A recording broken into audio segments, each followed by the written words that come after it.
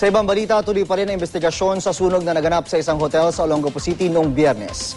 Isa sa tinututukan ng pulis kung bakit hindi nakalabas ang mga biktima, gayong malapit lang ang fire exit. May ulat on the spot si Steve Dailisan. Steve?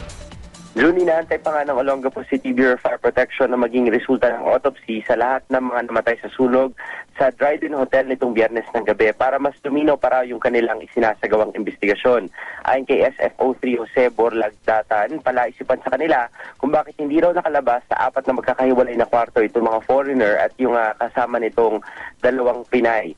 Nariyan daw kasi yung posibilidad na malalim yung tulog ng mga biktima o di naman kayo nasa impluensya sila ng alak. Napakalapit daw kasi dun kung tutuusin ng fire exit sa second floor at nagsimula naman daw itong sunog sa ground floor. Kukunan din daw dun ng pahayag ang mga security guard at yung maintenance staff na naka-duty ng mga oras na maganap ang sunog para malaman kung totoo yung aligasyong nakakandado yung mga fire exit doors. Sa litratong inilabas ng PNP Sokoy, nakitang nakakandado yung fire exit pero giit nung may-ari ay nakabukas daw 24 oras yung fire exit doors nila. Sa kasalukuyan June ay nananatili pa rin dito sa St. Martin Funeral Homes yung mga namatay sa sunog. Anin pa lang sa kanila yung tukoy yung pagkakakilanlan sina James Brigatti, Patrick Burke at Joseph Benetti alias Old Joe ng mga taga-Alaska sa Amerika.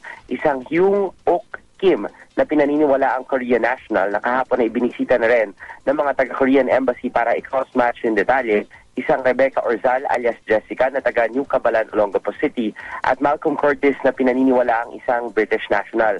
Kahapon ng hapon June ay dumating na raw dito yung mga taga-British Embassy maging yung mga taga-Korean Embassy pero nakikipag-ugnayan pa lang daw itong mga taga-US Embassy dito naman sa St. Martin Funeral Homes kaugnay nga sa pagsasayos naman ng libing ng kanilang o yung ng estado ng kanilang national na nasawi.